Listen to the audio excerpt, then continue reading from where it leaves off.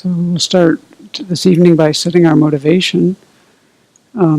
First, I guess I'll mention that Vinno Children's not here, obviously. We're having a program for the next few weeks, so I'll be leading this discussion tonight and next week as well. And tonight we're going to review some things from last week, and I'll add a little material to that. And then next week we'll go forward in the book slowly. So that's the plan for the next 2 weeks, and hopefully we'll have a lot to share together. We'll see. So let's take a moment first to set our motivation for the time that we have tonight. And I wanted to focus on thinking about what the purposes are for doing debate as part of the motivation, since this is a course on Buddhist reasoning and debate, or that's the book we're studying, just starting really. And so we focus on this in order to get rid of the misconceptions in our mind and others, and also to help us to have the correct view and to clear away any objections to that view. And so in the Tibetan monastic training in the monasteries, they go at great lengths and make a lot of effort in learning to debate and doing this in order to learn the words of the Buddha, but also to fully understand them. And the purpose in doing that is to alleviate suffering in this continuous round of rebirths, life after life, unsatisfactory conditions. In order to do that, we have to get to the root of the problem, which is, in this worldview, is a certain type of ignorance. And so that is really the goal of debate, is to eradicate our ignorance. And so we could do that for a very smaller goal of our own liberation, but we also, seeing that others are just like us, we can expand our motivation to include others in our actual reason for spending our time this way, so that we can learn to have all the qualities needed, the various skills, the various attributes really, so that anyone we meet, we can be most effective in being of benefit to them. So that we can help every being to be free of suffering by becoming fully awakened. So generate that thought of bodhicitta. So I wanted to first talk about a few points from the other book that Daniel Perdue wrote. He wrote this book after he had really figured out how to teach debate, but he wrote a previous book hoping to meet the goals of what happened in this book, but it didn't help people to learn how to debate too much, but it helped him a lot with the Buddhist philosophy. And in that, there's some things that I thought were helpful. And I wanted to start with something that he quoted from His Holiness, the 14th Dalai Lama. And it was about the significance of monastic training, including debate, and its usefulness. And so it's actually, the purpose is to help us to get rid of all of our faults and to gain all, auspicious attributes, all good qualities, including becoming a Buddha. And more immediately to this topic of debate, like, what is the purpose of doing this philosophical debate or learning about it? It's actually for practical application. We want to be able to apply the things that we learn, the knowledge, not just for learnedness. So as His Holiness says, it's best if you can have both learnedness and a sense of being able to apply, a practical application. That's the best, to have both, be learned and to be able to apply the teachings to your life, right? But he said if you were to choose between the two, he said a sense of practical application would be more important. For one who has this will receive the full benefit of whatever they know, because they will put it into practice. He says it's better to apply even just one stanza of the excellent doctrine than to merely learn the words of the great texts and not understand them. So mere learnedness is not sufficient, and it actually could be detrimental. You could use your knowledge to defeat others rather than to help them. So I think when you're talking about debate, it's kind of good to set the tone of what we're trying to do here. If you have practical application of the teachings through understanding them, then that will help yourself, but it will also help others. It seems to me quite true. If you're applying the teachings, you're not going to harm. Whereas if you just know all the words and can defeat people in debate, that's really not the purpose. It wouldn't be so helpful. So again, the three main motivations of doing debate, the purposes are to get rid of misconceptions that we have, and to establish the correct view, and to clear away objections to that view. And we have to do this within our own mind.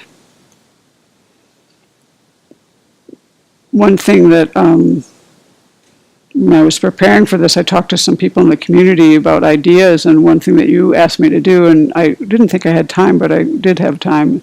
So I was able to pull out some things that really, that other book, Debate, is this thick. It's that thick. And it's got a lot in it. It's very complicated. But there were some things in there that really stuck with me, and this is one of the points, is what was the purpose of doing debate. So I wanted to also share, Geshe Tarchin made some remarks about Tibetan monastic debate. Don't have to really be a monastic, but that happens to be the setting that this is done in. So he's saying that really the purpose isn't to defeat and embarrass a mistaken opponent. So say that person has, some mistaken notion. Your point of interacting isn't to defeat them and embarrass them, or to gain victory for yourself. The actual point is to help them overcome the wrong view. And that is the real meaning and significance. And so it's actually kind of natural that we have a lot of mistaken notions and misconceptions and reasonings that aren't really valid. They're prevalent, and we can see them in our own minds all the time. That's why we say we're swimming upstream, not just because maybe we're doing something that's different in the world, but we ourselves are swimming upstream against notions that we hold about the world. And so the first point of debate is to dispel these wrong views and not to give them any place. I would say, not make space for them in your mind. That's the main way that debate is used, to overcome fallacies and misunderstandings. It's also used then to posit the correct view, and so things that are unmistaken, and then to clear up uncertainties. And that, the validity of any position, we all find that we run into doubts when we come to the Dharma. That's natural. We start actually with doubt and work our way out of it usually. But if you are presented a view that's correct, but you have uncertainties about it, this is a method to help us to clear those up. There may be something that appears inconsistent in your mind to what is presented as a correct view. So we have to be able to resolve that for ourselves and help others too.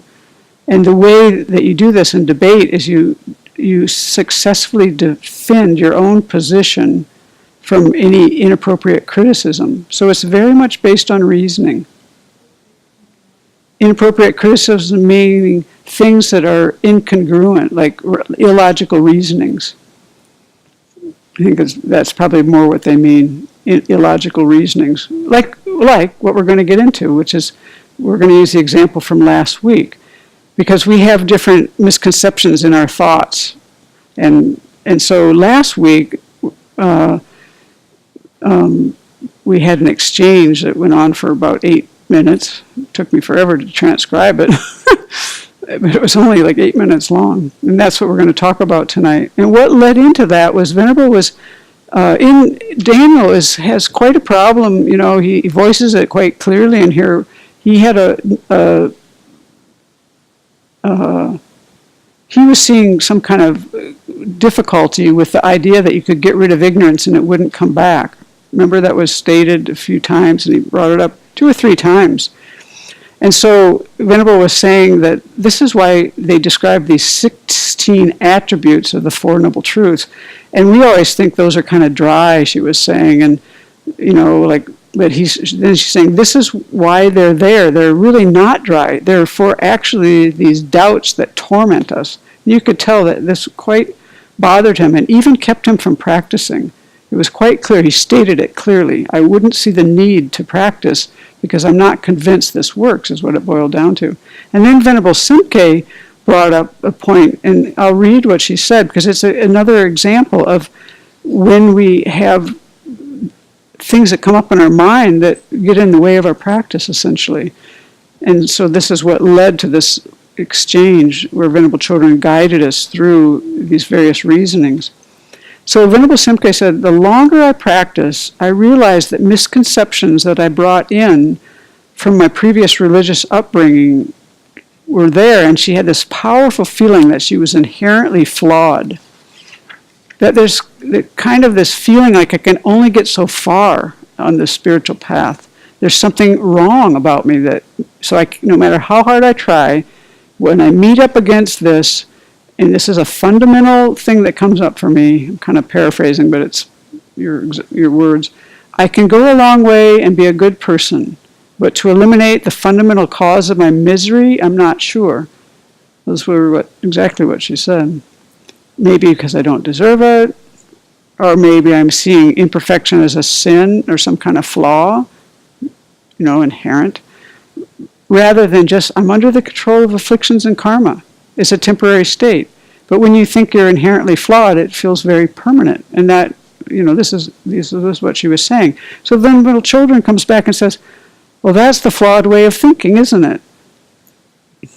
And then she goes on to help us see that. And I want to preface this by saying this is a train of thought that if we get really good at, it can help each individual. But it's not going to work for every individual. So we're talking here in a moment about syllogisms where you make these statements. But syllogisms, this is one important point, they only work for people who are actively pursuing a problem. If I already know something and it's settled, that syllogism isn't really valid for me. It's for people who are in the mix of trying to work something out in their mind. And that was her situation. Right there. So this conversation is useful for that person, but it might not be useful for you because you might not have the same, might not be pursuing the same question. Okay? So, but we can all learn from the process here, and that's kind of what I want to do is go through this and then bring in some both the process itself was interesting, and also then there's the some points about debate that I think are helpful that it brings up. So Venerable was saying that you're thinking that your ignorance is permanent, and there's no way to overcome it. Do what I may, I'm flawed. I'm always less than. I'm undeserving. And she said that puts us into a kind of a prison, right? Where do you go from there? I'm flawed, nothing to do about it. So then I piped up, make it into a syllogism, because she's done that before. Saying, apply reasoning to this. But when Venable's done with this with syllogisms, it kind of makes these things seem a little ridiculous to me. Really what we're doing is we're forced into these inconsistencies and unwanted conclusions or consequences. That's what's happening when we can put this in a syllogism and look at it with the reasoning rather than just, this is how it feels, the stuckness that we get. So she made the syllogism. No, I guess I made it. I'm inherently flawed because my ignorance is permanent. And then I'm saying, like, you really can't go with that. I'm inherently flawed because my ignorance is permanent. And I say, you can't really go with that, can you, But Venerable goes, oh yeah, but you have to realize your ignorance isn't permanent for that to work for you. So if you think your ignorance is permanent, you can't really overcome that. So you have to break that down. So that's what she's telling us. You have to have another syllogism to break that down. So she says, my ignorance is not permanent because. Why? Give a reason. My ignorance is not permanent because what? Because it arises due to causes and conditions. That was the first thing he said. And that Venerable says, yeah, that means it's temporary. Temporarily impermanent. But that doesn't mean that there couldn't be like a continuum of temporary moments of ignorance. Like our mind is also due to, things in our mind, they arise due to causes and conditions, but, the mind stream continues. It's also impermanent. So anyway, you could have a continuum of temporary moments of ignorance. It doesn't really negate that. So now you need another syllogism. So she was very smart, and I don't know how you did this so fast. She just said, because it's adventitious. So the syllogism then has now switched to the third syllogism. My ignorance is not permanent because it's adventitious. And then why? Why is it adventitious? Venerable comes back with. It's because it wasn't enough to knock it out, right? It might work for someone, but I think she wanted us to go deeper with this. Because it doesn't really necessarily knock it out. Does that knock it out for you? Okay. So then you came back with, she says, why is it adventitious? And you said, because the nature of the mind is basically pure. So that makes the syllogism now, we're up to the fourth one, my ignorance is adventitious because the nature of the mind is basically pure. And then you said right away, but I have to prove that too. And this is where some points come in that are really helpful. And so Venerable says, okay, yes, okay, so you do that. And then you went on, but I'm going to break in here and bring some more points from the book Debate that illustrate what's kind of going on there. So there's just two words you need to learn. One is challenger and one is defender. So in this kind of exchange, Venerable Chodron would be the challenger, and Venerable Chuni and the rest of us who were responding, all of us in the group, would be like the defenders. That's the titles. So there was a sample debate in the book Debate. The book is called Debate. There's a sample debate in there where the challenger laid out like 6 lines of reasoning to kind of support this first reason that was given, the original one that the defender gave, right? And so that's the development of these reasons is this, that all these reasons were made. This is an important kind of part of the procedure in debate. There's reason after reason after reason given. And why? Why is that? It's because each reason, the reason in the syllogism, in this statement, is supposed to be easier to understand than what you're trying to prove, right? You have a reason to prove something. You're trying to prove something, and then you give a reason that proves it. Well, the reason should be easier to understand than what you're trying to prove. It's just kind of obvious, right? If you're trying to prove something and you give a reason, like I like this because, or whatever. In ours, it's a little challenging because it's supposed to be clarifying. It's supposed to be, yes, clarifying. A lot of times, if a syllogism really works, the reason is something you're already bought into. That's why it might not work for someone else, because they might not have made that conceptual leap yet. They might not be there yet. Okay, so then what this means is that the important part of the procedure of debate is that the reason, which is also called the sign, this is what is one part of a syllogism when they break them up into these different parts. The reason, or the sign, is supposed to be easier to understand than what you're proving, which is sometimes called the predicate. So basically, in these debates, in the particular debate I was citing, where this came from, each reason got easier and easier than the last one. That's how, if you were really good at debate, that's kind of how it would go, because you're trying to help a person to understand something. And then you just keep going until you get easier and easier to something they can understand. So let's go back to ours. My ignorance is adventitious because the nature of the mind is basically pure. But I have to prove that. That's what was said. And why is this that she had that notion that I have to prove that too? I have to prove that the nature of the mind is basically pure. That was her reason. My ignorance is adventitious because. And why? What's the reason? Because the nature of the mind is basically pure. So in this little syllogism, the subject is my ignorance.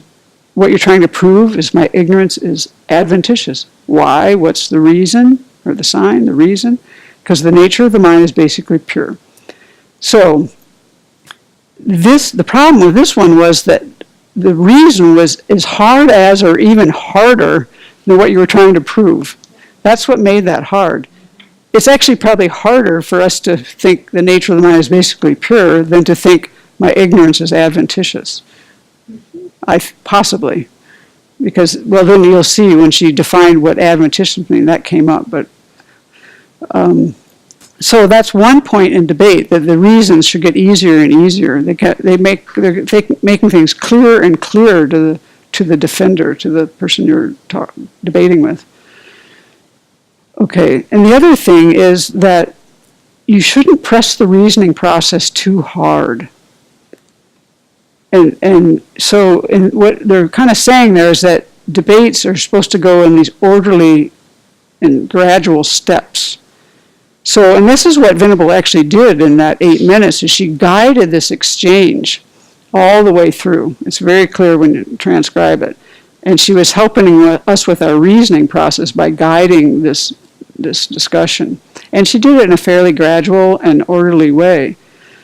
She used what we said, took it forward to the next thing that would get us to the point. She could have, at the very beginning, just said the bottom line answer.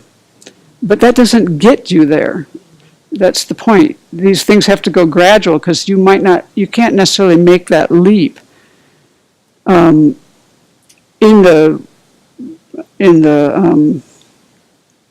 Yeah, I think I've made that point. The defender, the person with the qualm, they have to be able to follow all of this. So they have to have a certain level of understanding if you're going to go from that very, even in this conversation, but in the example, there were like 6 reasonings that they gave to get to help the person with their original statement, right? They could have just gone to the last one, but the person wouldn't help the person. They had to go through these gradual steps. So that's a great asset of debate. So then in this particular, you don't want them to make a big conceptual leap, so you have to do things gradually. And so, let's see. Yeah, so it's the role of the challenger, like Venerable Chodron's role, and what she did is to bring the person along where they can understand things. That's the main point. And this whole process is one of the great benefits of doing debate, because it helps you, and this is what's clear from this book, when you read the people who have taken his classes and they have all their, he has some things that they say in there about what they learned about critical thinking. It actually helps students to reason in an orderly and disciplined fashion. We usually jump to conclusions, and even if it's a valid conclusion, like we could say all the words, right? But we aren't believing it because we haven't made all the steps that we need. We've given ourselves too big a conceptual leap, So this process of learning this helps you to become skillful in these orderly, reasoned, disciplined ways that go incremental steps in order to establish the conclusion. So you work through this reasoning process in a very gradual, slow way. Although they speak fast. They do this fast in the monasteries, but the actual steps are gradual. I don't think I'll ever be able to do this fast, but we'll see. anyway, so this kind of discipline process ends up being more instructive and then more helpful. So let's go back to the qualm. Another thing about, okay, so it was my ignorance is adventitious. Why? Because the nature of the mind is basically pure. That was what we're working with here. And then you go, I have to prove that. Another reason that that was problematic is because, I don't know if you remember this, and I don't want to spend a lot of time on words, so I'm going to fly through this part. Remember we learned about the property of the subject and all that, the parts of a syllogism? Basically, it boils down to this. The reason is not correct if it doesn't meet this requirement of being a correct sign or a correct reason. And what is that? First requirement is that you have to ascertain this by a certifying consciousness, meaning you have to have a reliable cognizer of that reason. That means that you would have to have known validly in your own mind that the nature of the mind is pure. If you had known that, then that would have worked for you, and you wouldn't have said, oh, I have to prove that too. And so that's the one thing about these reasons to be a correct sign, and that's a big topic, and I don't know much about it, but I know enough that it makes sense for our example here to see where the problem came. The way he said it has to be ascertained by a certifying consciousness. And so the way that Geshe, who's the name of the person you're going? Geshe Wangmo described this at one point. It's different. Daniel Perdue described it here in what I said earlier, that each of these reasons have to get easier and easier, he was saying. And then in this rule, they say it has to be ascertained by a certifying consciousness, meaning it's something that you know.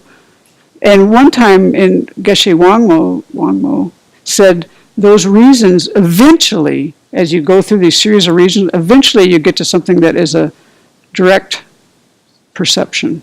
Meaning that, like, for example, she gave the example, like, how does that go?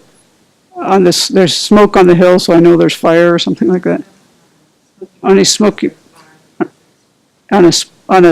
mountain pass, there's fire because there's smoke.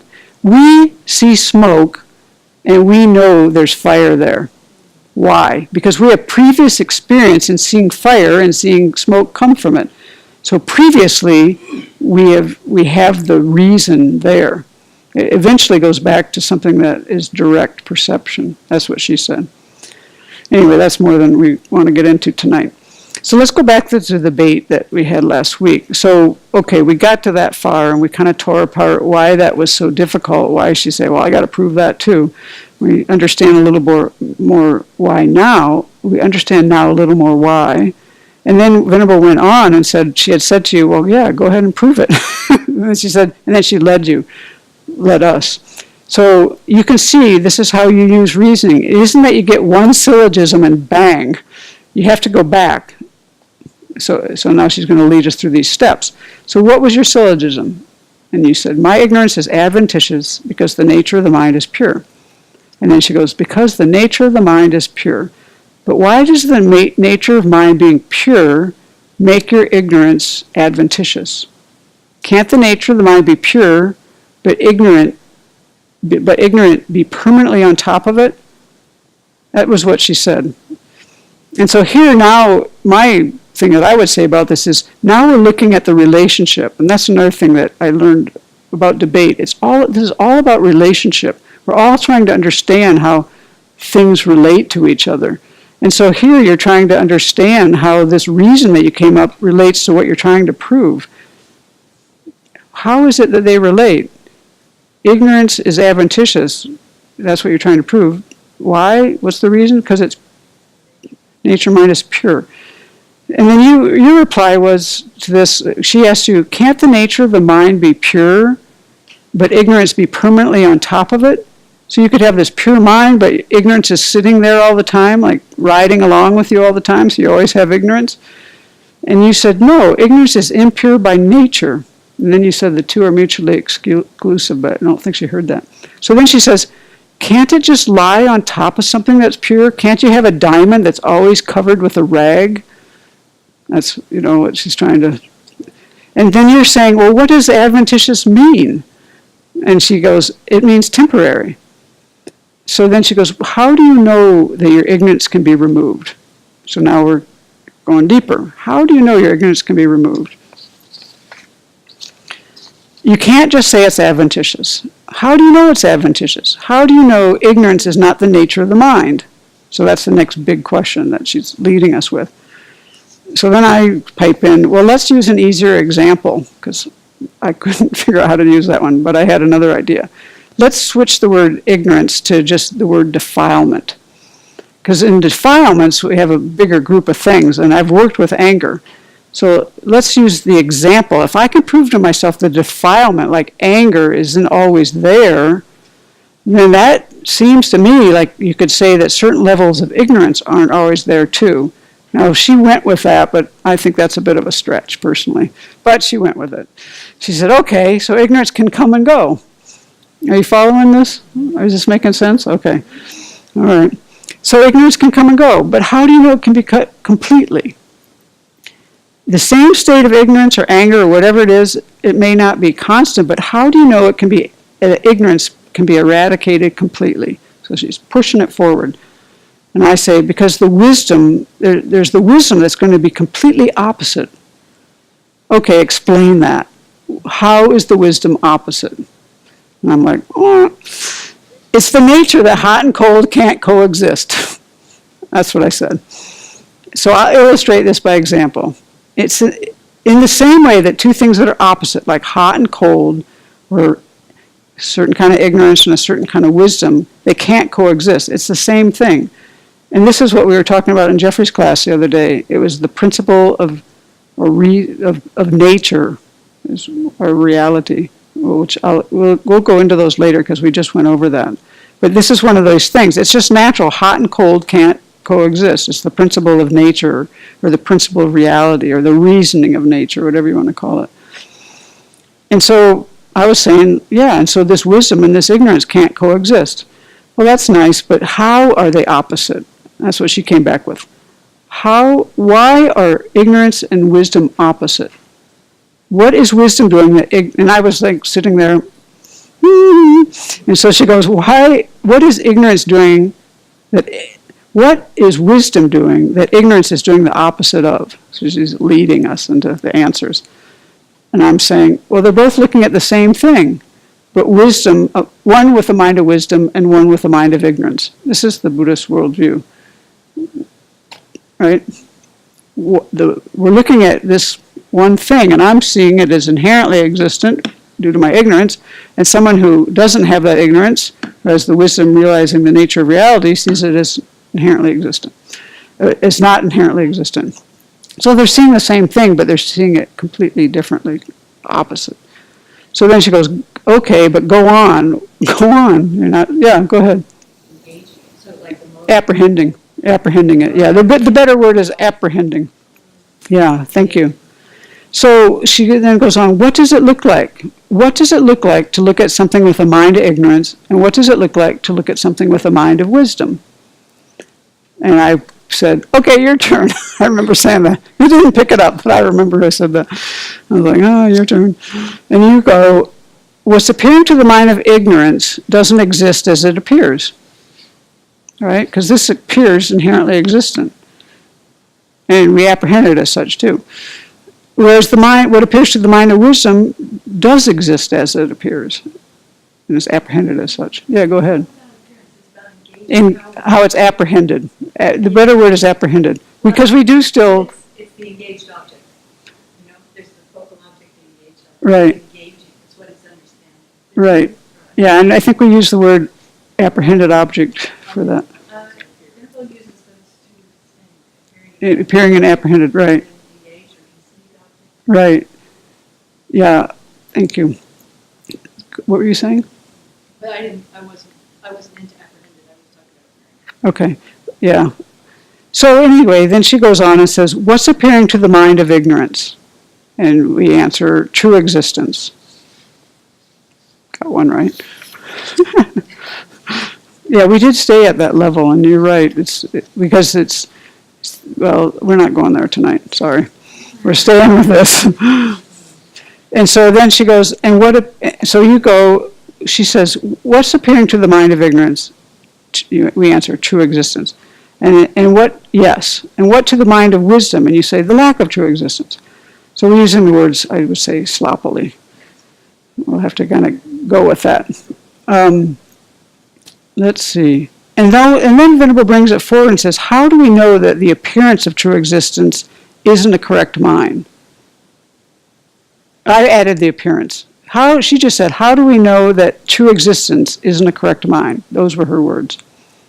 And the appearance isn't right, because that's not what we're proving here. We're proving what we're apprehending. Okay, so what's the answer? You said, we have to meditate. This is like, I'm bagging out now, but I'm going to say something. And we all laughed. And then she goes, ha ha ha. But she goes, but how do you know that true existence isn't the nature of reality? How do you know? Because we believe that all day long. And I pipe up, because it's not possible. Right? Why isn't it possible, she says. For that to be possible, and now I had to switch the terms, because I'm used to talking about this in terms of inherent existence, which is, there's different tenet systems and this and that, and so for me it was more comfortable. But she's willing to go with the flow. So, at least in terms of inherent existence, that would be impossible. Why? Because things would have to be unrelated to any other factors. When things are inherently existent, they exist on their own, unrelated to any other factors. That's what it means. That's what inherent existence is, independent existence, independent of anything else. And that's how things appear to us. The glass is just there. You're really a jerk, just from your own side. That's how it appears to me when I'm angry. A bona fide, inherently existent jerk. That's how it seems.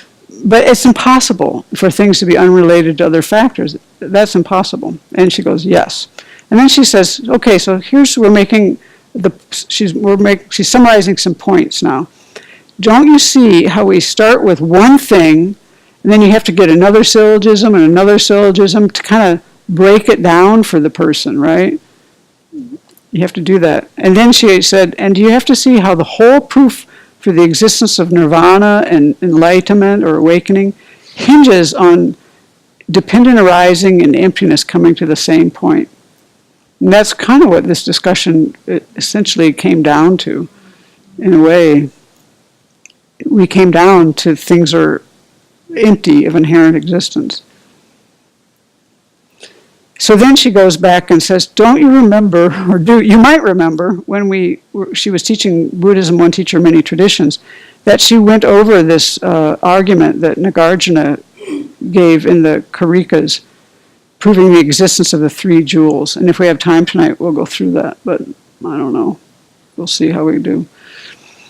And what did that whole argument hinge on? The same thing. It was dependent arising and emptiness. And so she was trying to make the point, this is very crucial that we understand this, because the existence of the Buddha, the Dharma, and the Sangha are proved by dependent arising and emptiness. That's crucial, right? If we're going to be Buddhist, we at least have to think about this.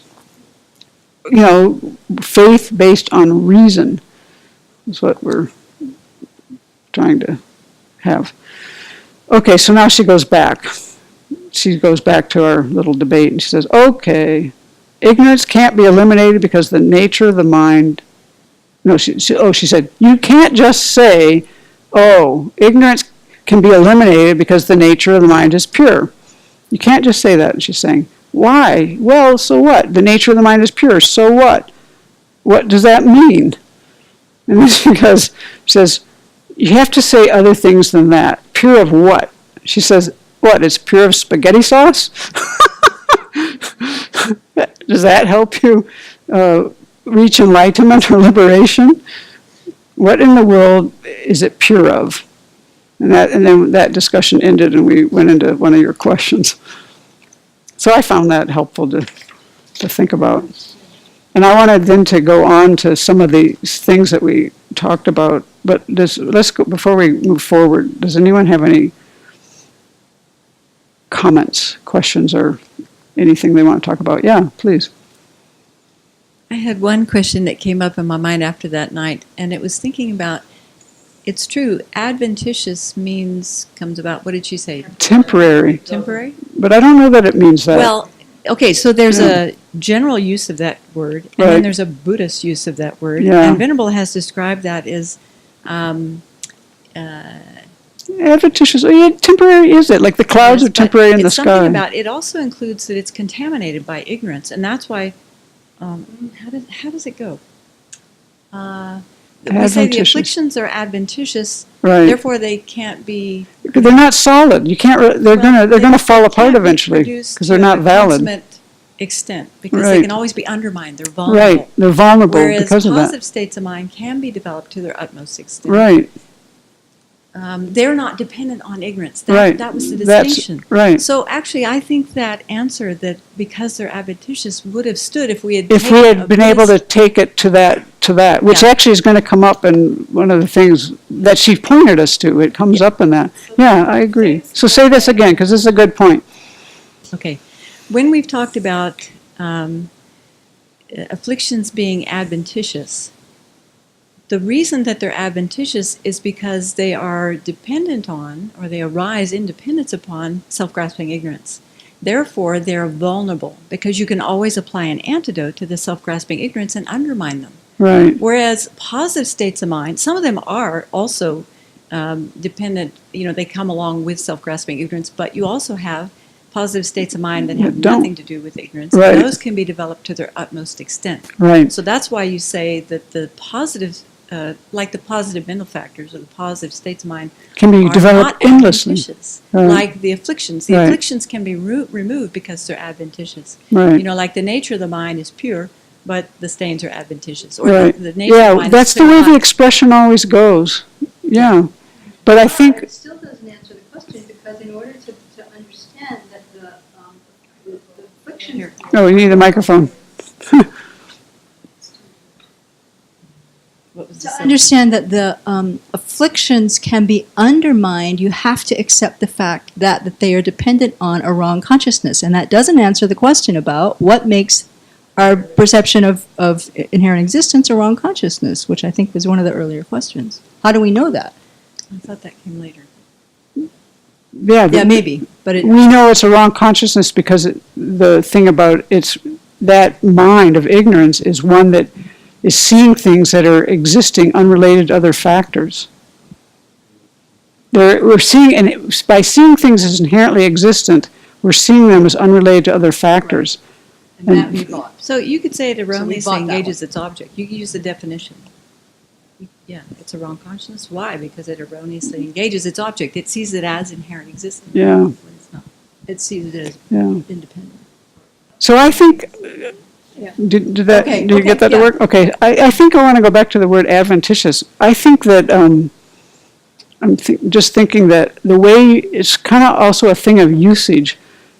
I think adventitious probably does mean temporary, but we imply it as, okay, hold on, I'm just giving a thought, and then you can give your thought, the dictionary definition. But the way it's always used, it would have to be associated with ignorance. Because we don't, in a Buddhist context, because we don't use it that way. You never see it in a Buddhist context where they don't talk about your good qualities up there being the clouds. They use it as always an example for things that are based on ignorance. So at least by usage. So you may have looked it up. Yeah, and it seems that it means it's not part of the thing. Happening Yeah. or carried on according to chance rather than design or inherent nature. Say that again. Hold on. Slow down and say it again. Happening or carried Happening. on according to chance rather than design or inherent nature. So I think we're saying Hold on. So where's that from? it is a dictionary. I know, Yeah. but I think that we're getting, it's like saying something is something that is produced is temporary, Right. but that's not because of its definition, that's a reasoning. And to say that this is temporary is also, we're taking a step. And so we have taken it as meaning temporary, but it means it's not part of the mind, it's not part of the nature of the mind. Right. And that's how I've heard it explained by Geshe Wang Dok. He explained it that way because I've taught from a transcript of his. He explained it as exactly that. It's not a part of it, like the clouds aren't part of the sky. But I think it also carries the connotation of temporary. And yeah, Yeah, because it's not part of the mind, it's temporary. And through these other reasonings, we have to get there. right. Saying it's adventitious is not going to get us there. But your reasonings you've gone through do, such as saying that it's ignorance is a wrong consciousness, and why it's a wrong consciousness, such as things can't be that way. Yeah, my ignorance is not permanent because it is adventitious. That was our third syllogism. Say that, use the microphone. Use the microphone and then explain. Yeah, here's our philosophy professor. Help us out. Well, to say that it, as you've just explained it, is a tautology. Topology. Tautology, Tautology. What does that mean? Circular reasoning. Circular reasoning. All you're doing is saying, it's like saying a bachelor is an unmarried man. You're just defining something by its definition. And so you're saying, that this is impermanent because it's impermanent. Oh, okay. So explain that and exactly how we're saying that in this instance. Because of his definition, by saying it's not inherent, right? So he was saying it's not built into the thing, and you're saying it's impermanent, it's not built into it, which is the inference he was making. If I understood you right, the idea was that it's not built into the thing. Is that kind of the words? And because of that, it's not inherent. How do you tie temporary into that? I think just to say that it's impermanent because it's adventitious is like Venerable saying, no, that's not true. How can you prove that's not permanently on there? Yeah. Like Yeah. permanent marker. You take a mark and mark it on that Tonka. It's adventitious, but you can't prove it's temporary if it can't be removed. We have to prove there's a reason to be able to remove it. So that still doesn't get us where we want it to, where these other reasonings do. Right. So now I don't understand how your point comes in. Use the mic. He was suggesting, as I understood the suggestion, Yeah, so did I. impermanence was central to lack of inherence, right? That was a central feature of the fact that it was not in it. And so if it's a central feature of it, to say it's impermanent because it's adventitious is just circular. Yeah. If it's got you. Yep, I follow you now. And this I'm is there. my point. Yeah. That he's giving the general Merriam-Webster Right. dictionary definition, and what I'm saying is, I don't have a definition for adventitious from the Buddhist point of view, but the way we use it is that it's somehow predicated on self-grasping ignorance, Right. and that's what makes it vulnerable. So if that were a correct reason, and I'm not sure it is, but if it were a correct reason, then you would already understand that self-grasping is adventitious. Mm-hmm. And if something is adventitious, then it can't be permanent. That's the part I don't quite follow yet. Why would it not? Why couldn't something that's adventitious also be permanent? If it's not part of something, I have a book and I have a telephone. They're not part of each other. You know what I mean? If something is adventitious, Permanently not part of each other. it would be dependent on being produced somehow in relation with self-grasping ignorance. Say that again? If something is adventitious, Right. using that in the Buddhist terms, then it comes about partly due to self-grasping or under the influence of self-grasping It's ignorance. dependent upon, Yeah. in the sense, but is it a causal dependence? Yeah, all the afflictions are causally dependent on self-grasping, aren't they? But you're saying now adventitious is adventitious afflictions are causally dependent, Yeah, afflictions are right? adventitious. Why? Because they come about in dependence upon self-grasping ignorance. Okay. That's why they can be undermined. That's why they can't be developed to their utmost extent or consummately. I got Whereas it. positive states of mind can, positive mental factors can. So would you all say, I would say that every point in here is valid. I would. Does anyone have anything they want to? What do I mean by valid? within its own context, each point makes sense in explaining the terms that we're talking about. To suggest that every point in here is valid only suggests that each person has a set of beliefs such that they are consistent Right, within that belief set. right.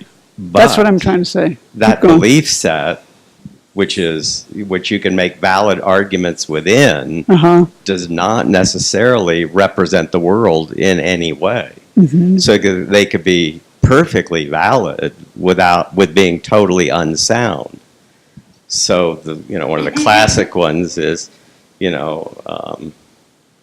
all men are mortal. Socrates is a man, therefore Socrates is mortal, right? So that's a valid argument, right, as a syllogism, and it's sound as well, because when you look at the world is that way. Mm-hmm. But you could take that same form and you could say, all whales are purple, John is a whale, therefore John is purple. Right, but So how we about have a in these? valid argument, Right, but it's unsound because it doesn't relate to the world when you go to test it in the world. say that example that doesn't work again. So it's the whale one. classic distinction between Yeah, validity just and say, sound. but say it again, because I have to Yes. have time to think. All whales are purple. Right, John is a whale. right, Therefore, John is purple. So it's a valid syllogism. It's a Right. valid argument. It meets the form, right, but it's unsound right. because in the world there are no purple whales. There's no certifying And there's- consciousness. And, Right. and this was a point that I wanted to bring up earlier. Yeah. That I think that those ideas that you mentioned, the idea of a certifying consciousness Right, or a valid cognizer or having direct perception, Right. and finally the Dalai Lama's point about practical use, right, right? That we can make all the valid arguments we want in the world, mm-hmm. but if those arguments can't be grounded in the end of samsara, right? If they In the can't what? be the end of samsara, Mm-hmm. right? If they can't be grounded in their actual ability to do the work Right, that we're trying to do, then they may be valid in the same way we did the syllogism about the purple whale, right, but they aren't sound. right. Yeah, It's- it's like the idea of, in the sense of pure of spaghetti. Right. I mean, it's true, but it doesn't help. Yeah, yeah. I think that comes up in something that I was going to present tonight. That it's not the form that makes this valid. In classical Greek syllogistic Mhm. thinking, the form is what makes it valid or not. Right, I understand. Right, so the I've form- read that. I don't know much about it, but I have Right. read that. So the form makes it valid, but the actual language within the form is what then allows you to determine whether it's sound or not, Yeah, see, whether I'm- it actually works Right. in the world. Yeah, that may be true. I'm not sure if that's true here, in the sense of they have the point here of what is a valid syllogism. Valid, is that the word? I'm not sure if the word is valid. Correct. I think the word is correct. But it actually relates to the person that's exploring something. I'd have to find that to show you, to try to understand it. I couldn't say much more than that. One of the difficult things is the idea of a self-sealing argument, Mm-hmm, where you have a worldview, mm-hmm, and we can imagine all kinds of worldviews that are very complex, mm-hmm. that hold together coherently, Right, that all the beliefs within them cohere Right. in a logical form, right. but they're totally misguided. Totally. I've experienced that in my own life, in relationships. Being able to win arguments and fail at relationships. You know what I mean? That's right. Right. It's just like, and this is what, when I was younger and I was in college, why I wasn't interested in philosophy. It seemed so stupid to me because of this. These logical discussions that were so meaningless to me that's, for me, they were meaningless. They had nothing to do with my life or anything. And I agree with your point there. I understand what you're saying, So I just think it's really important but I'm not sure how to apply it to what we're doing here. when we look at our belief system, Hmm. we don't simply say that's a valid argument. It makes logical sense. But we go to that idea of, have we demonstrated in practical use in our lives? Right. Right? And then that's what gives the ground to hold that valid argument. Mhm. Right, that's what Right. makes It it- has to eventually come back to direct perception. That's right. Right. That's right. Right. And then, of course, we have to worry about our perception. Yeah, of course. Okay. Yeah. The two syllogisms about the purple whale and John, those kind of show what you're talking about here, though, as far as that one reasoning has to lead to another. You'd have to prove that all whales are purple. Somebody, the challenger, would say they're not. you Yeah, I know. That And so then- argument, to me, actually doesn't quite work. I Well, don't well- know any John who's a whale, and I don't know any purple whales. Well, the point here is that each point has to be proved. We don't just take it. If we were to say all whales are mammals, then everybody might just accept that. And the Mhm. challenger would say, I accept that. Then the next issue is John a whale? Right. I mean, we don't, and so it's got to be something that we all accept, and it's got to prove, that second thing has to prove the first one. That Right? Yeah.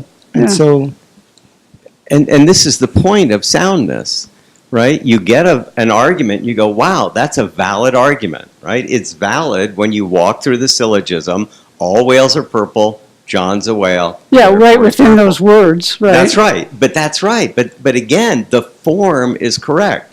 So what Losang is saying is right. You then have to go into the world and look at every whale in the universe to see if in fact, or in fact all you need is one whale. I'm sorry, because I said all whales are purple. All you need is one whale that's not purple and you're done. Right. So the moment one of the premises is false, then you know the syllogism is false. But you go into the world to do that. And it's important to make that distinction between validity and soundness, so that you really understand that you're not just working in an ivory tower with arguments that are valid, that make sense, without connection to the world. And that's really the essential piece.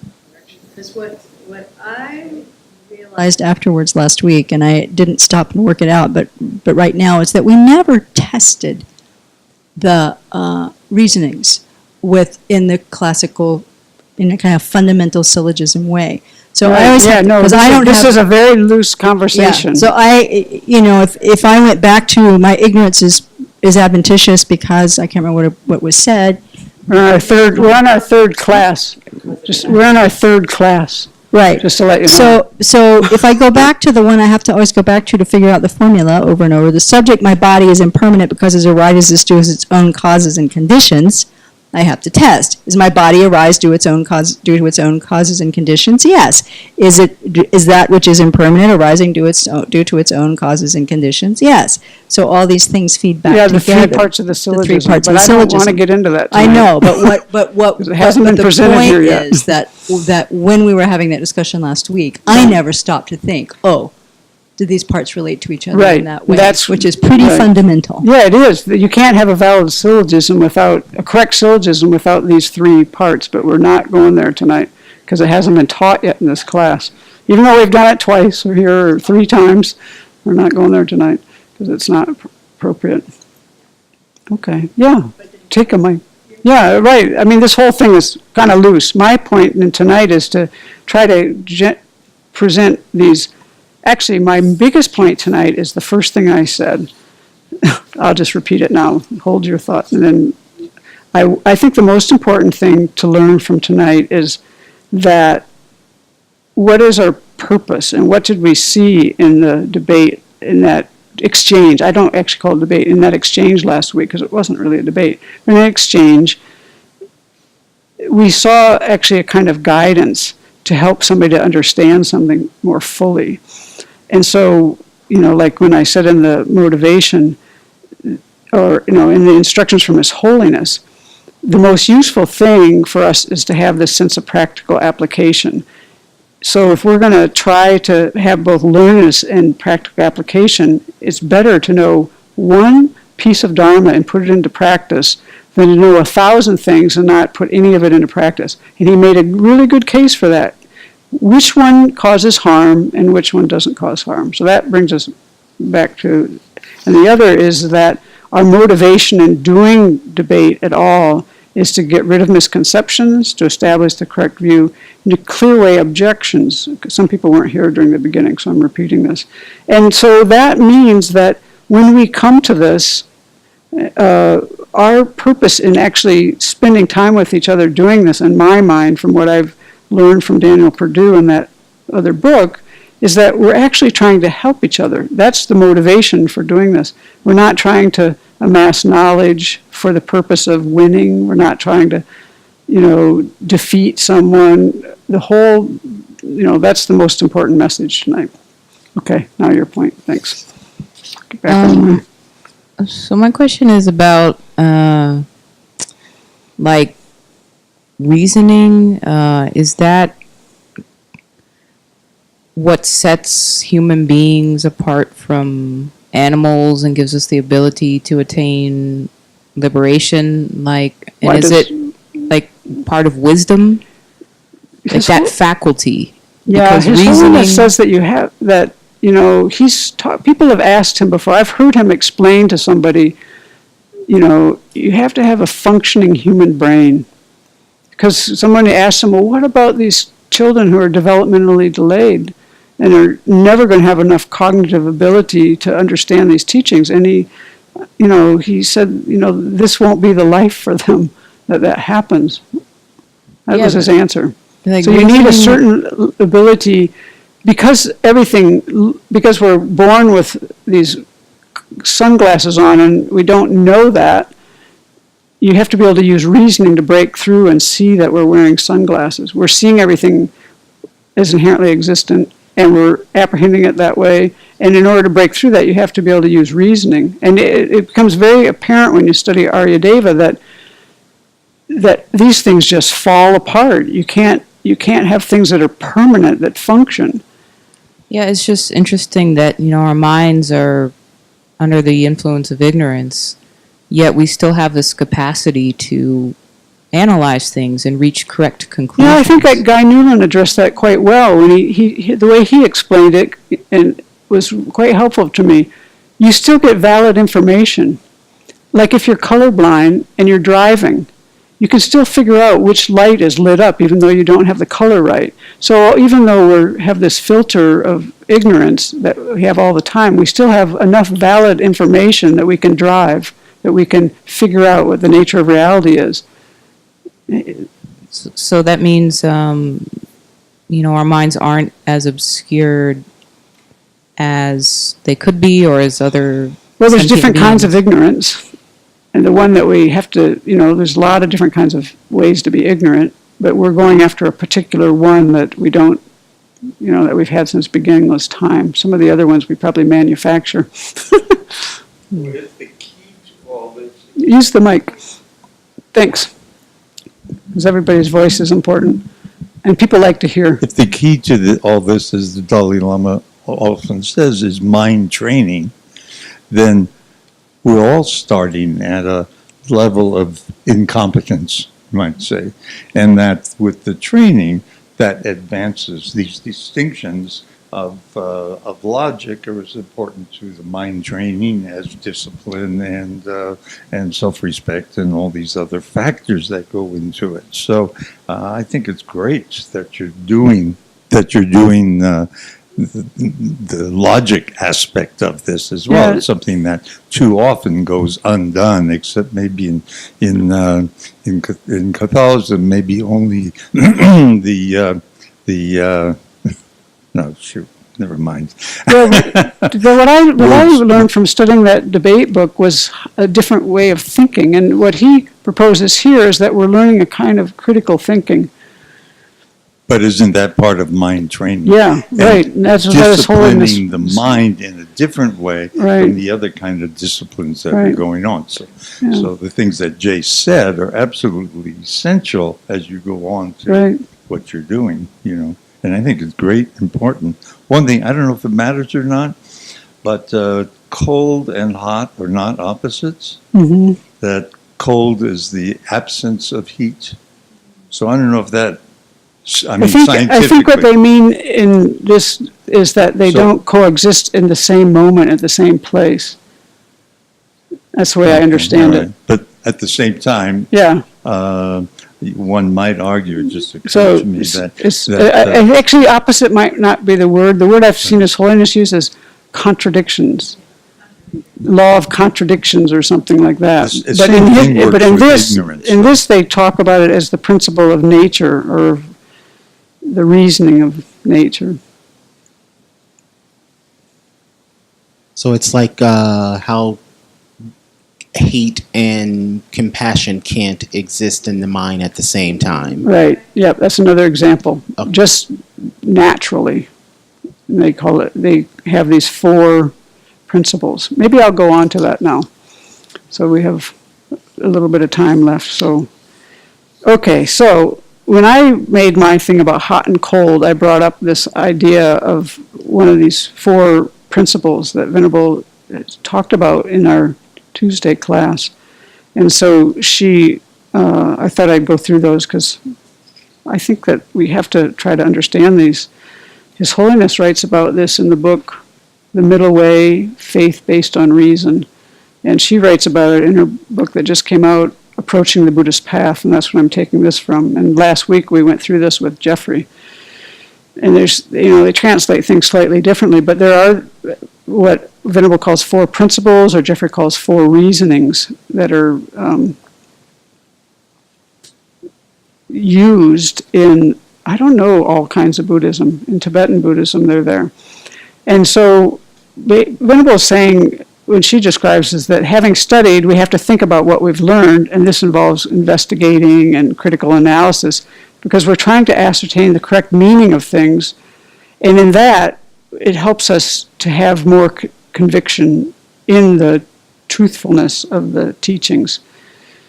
And so we have to reflect on things on our own, discussions, things like this, and this is one of the purposes of having debate, and this is which can be entertaining as well as educational.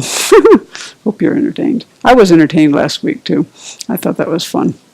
Okay, so this is asking us then to question, like when someone questions our assertions on things, if as we train our mind in this way, we'll be able to, right now oftentimes we don't know how to respond, and so we're all putting our heads together trying to do that. But if you've met any people who've gone through these Geshe programs, and have debated a lot, they are just amazing in their ability to think really clearly and follow these logical steps. Yeah, and quickly. It's amazing. Of course, they also debate from 4 to 8 hours a day for many, many years, and they start very young. So, but we're going to learn how to think at a minimum, think differently. So here are these 4 principles. These come in the Sutra Unraveling the Thought, and they're helping us to understand phenomena. And they use in this example, Venerable used the mind, and looking at the mind as an example as she explained these 4 principles. So the first is the principle of nature or reality. So this includes examining things that are commonly known in the world, realities commonly known in the world, like water, is the wetness of water is an example, commonly known, but also is used for inconceivable realities such as the Buddha's abilities, and also what she called the abiding reality, which is emptiness. So she then applied this to the mind. And so when we try to understand the mind, we try to examine its clear and knowing nature, or clear and cognizant nature, and its impermanent nature. And due to the mind's nature, as you were saying, 2 contradictory emotions or thoughts, like anger and love, can't manifest simultaneously. And in the example I gave, I was saying that the wisdom realizing emptiness couldn't be there at the same time as ignorance apprehending inherent existence. So that's an example of the principle of nature.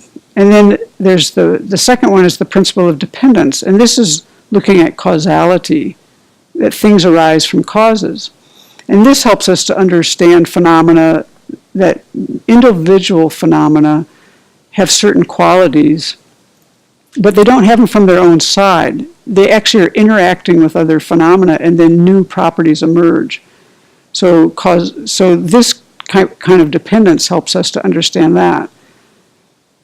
So let's apply that to the mind. She was saying here that the afflictions depend on ignorance. And so when ignorance ceases, then the afflictions cease. And this is a matter of this principle of dependence. The afflictions depend on ignorance. When you get rid of the cause, essentially, you're not going to have the result, kind of like that. And also, virtuous mental factors, like Venerable Seppo was saying, aren't rooted in ignorance. They don't cease when ignorance ceases. Why? Because they depend on other causes, and those causes can be cultivated limitlessly.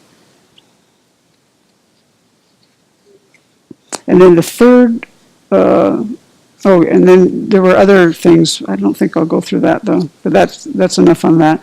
I want to do this kind of briefly. And the third one is the principle of function, showing, and Jeffrey related these, the nature and the function, but basically they separate this one out. Each phenomena has its own function. And so when you apply this to the mind, this was the example given, or a number of examples she gave, like wisdom eradicates ignorance and afflictions. So you could say that's like a function. And contemplating kindness of others as well as their suffering will stimulate compassion. So you can, or you could say something like afflictions disturb the mind. Afflictions function to disturb the mind. And wisdom pacifies and calms it. Or you could say another example, agent, object, and action function together within any event. Agent, object, and action. That's her fourth example. Not related to the mind. Agent, this is the principle of function. Each phenomena has its own function. That's number 3. Mm-hmm. And as Jeffrey was telling us last week, as he spent a lot of time on this, he related that quite closely back to the first. And I think even to the second, because when he started going into the shape, what they know about materials science, which they didn't know. And then the last is the principle of evidence or logical reasoning. So here, this involves examining whether something can be apprehended by 3 reliable cognizers: direct perceivers, inferential consciousnesses, or reliable authoritative testimony of experts. For example, your mother is an expert in knowing the day you were born, but to you that's completely unknown. So she's a reliable expert, and you are clueless. You can't even deduce that by reasoning when the moment of your birth was. It's a, I think, extremely hidden phenomenon. Now, you might be able to put it into a different category if you could get some evidence, like they took a video and it had a date on it, or something like that. But, basically we don't remember when we're born, so we're relying on someone else. So those are these 3 types of reliable cognizers. Yeah, direct perceivers, inference, and reliable authoritative testimony of experts. This is the principle of evidence or logical reasoning. And that's what we're talking about right now. So if we understand the first 3 principles, then we can apply various reasonings. And we can say something like, because X exists, Y must exist. Or because X exists, Y must occur. We can establish conclusions. And these are things that can't be contradicted by those reliable cognizers. So that's what we're kind of shooting for. So here then she applied this to the mind. Based on understanding these 3 principles about the mind, she said we can conclude that liberation is possible and that a path exists that can bring it about. And then actually we're not going to do this tonight, I don't think, 'cause I don't think we have time. But the other thing she mentioned last week was, if you want, we can start with this next week, or we can go into the book. But she said, remember that the proof of the existence of the three jewels, what it hinged on also is dependent arising and emptiness. And that actually, all these topics all completely tie together. And so if you want, we could go through that briefly next week, because it basically explains why liberation is possible and the path exists and all that. Okay, because the way I study is when she brings up stuff, and the same with Jeffrey, I like to try to look into those things she gives and then try to see how it's relating to the material that she's presenting. And all these things that she mentioned and that we're bringing in here that we had in this last week all completely tie together. So maybe we'll start with that then. And that's not very long. And then where we'll start in the book, and we're going to go slowly because this is kind of still on the Buddhist worldview. We were on page 22 in about the middle of the page.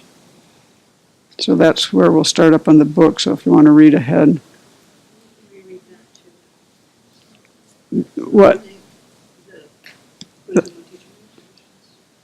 Yeah, and if you want to read that, it's easy to find in the table of contents. It's existence of the three jewels, because it ties together all these things that we've been talking about.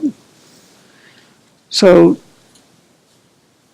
are there any things that anyone wants to add, subtract? I like it when we have these kind of discussions. This is exactly what I was hoping for, because it makes us all think, and this is good.